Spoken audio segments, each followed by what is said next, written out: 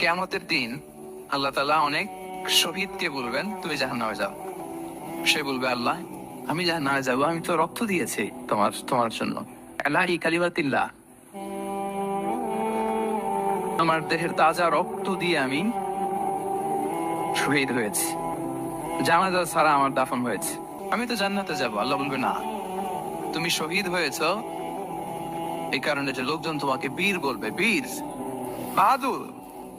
তো দুনিয়াতে তো তোমার বাহাদুর বলছে, তো তোমারে বিশাল যোদ্ধা ছিল, বাহাদুর ছিল, এই খেতাব তো তুমি পেয়েছো, আমার কাছে কিচ্ছু নেই, জাহান্নামে যাও, go to the hell fire.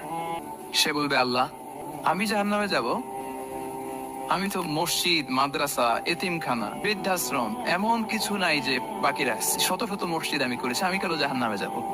আল্লাহ বলবে না, তুমি দান করেছিলে এই জন্য যে লোকজন তোমারে দানশীল বলবে, দানবীর বলবে, আদেম তাই বলবে, ওটা তো তোমাকে বলা হয়েছে, জাহান্নামে যাও, আমার কাছে কি চাও, গো টু দ্য